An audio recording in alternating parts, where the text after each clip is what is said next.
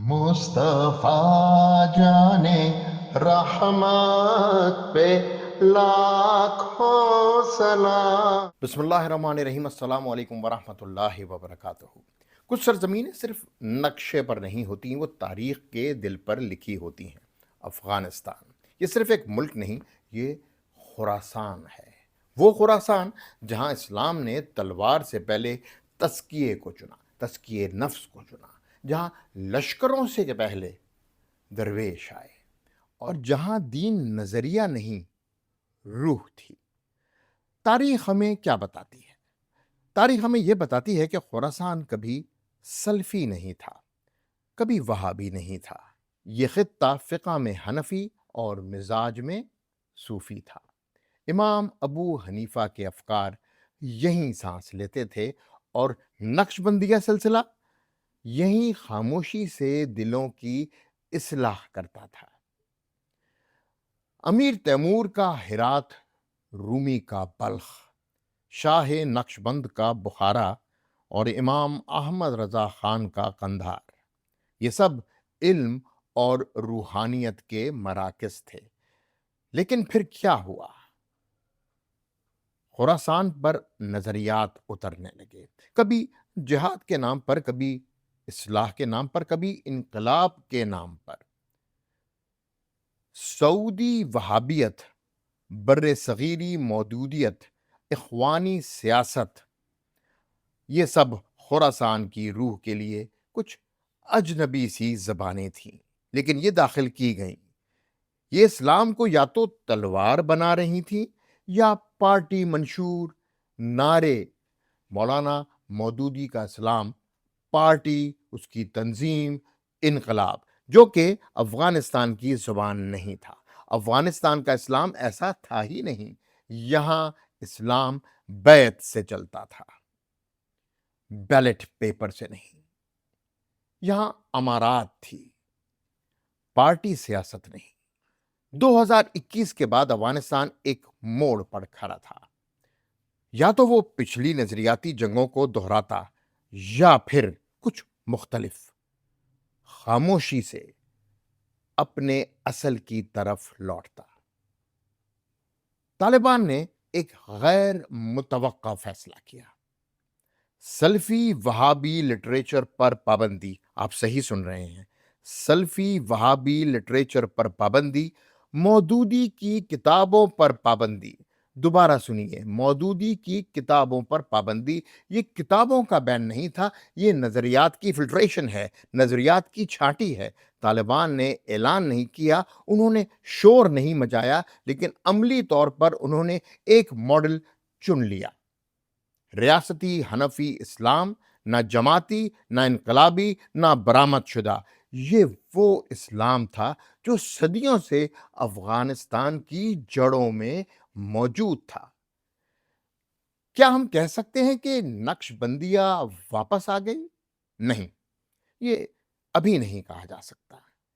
یہ کوئی تصوفی انقلاب نہیں، یہ تصوف کا قتل بھی نہیں، یہ خاموش بقا ہے۔ خانقاہیں شور میں نہیں، یقیناً دلوں میں زندہ رہتی ہیں۔ جب ہم اپنے اصل کی طرف لوٹتے ہیں تو اس کے مثبت نتائج جلد نظر آنے لگتے ہیں۔ آئیے میں جو کہہ رہا ہوں اس کے معاشی پہلو کے اینگل سے دیکھتے ہیں۔ اب ذرا اعداد و شمار کی طرف بھی آئیں۔ 2021 جب امریکی فورسز افغانستان سے نکلی، اس وقت $1 105 افغانی کے برابر تھا۔ 2025 میں $1 66 افغانی کے برابر ہے۔ افغانی آج پاکستانی روپے سے کہیں زیادہ مستحکم ہے۔ یہ کوئی معجزہ نہیں، یہ صرف اور صرف نتیجہ ہے۔ کس چیز کا؟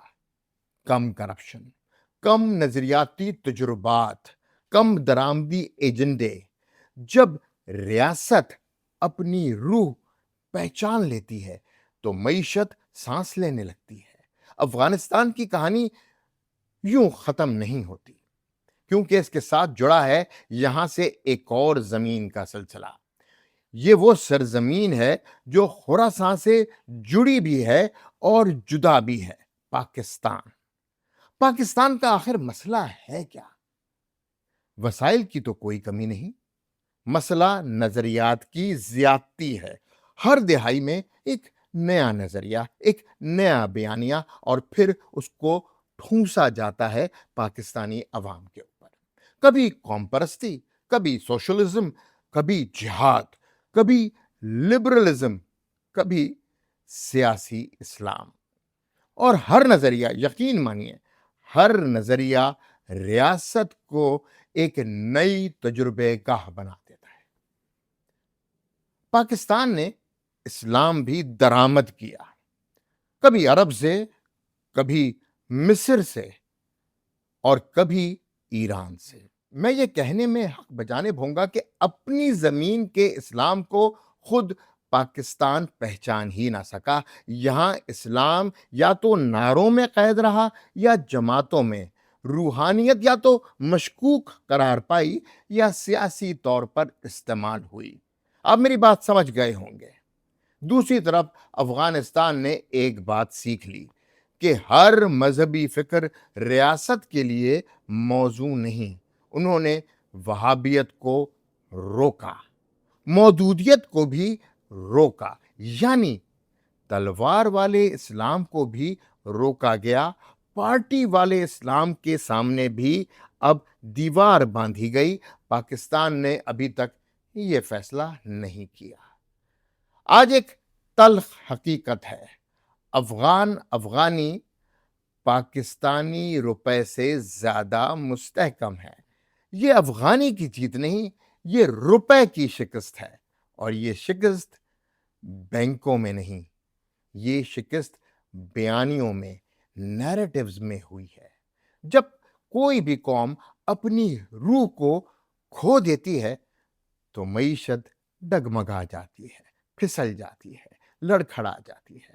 پاکستان میں خانقاہ اور ریاست، دوبارہ سنیے، خانقاہ اور ریاست کے درمیان کوئی توازن نہیں۔ یا تو روحانیت کو غیر متعلق کہا جاتا ہے یا اسے سیاست میں گھسیٹا جاتا ہے سجادہ نشینوں کے تھرو۔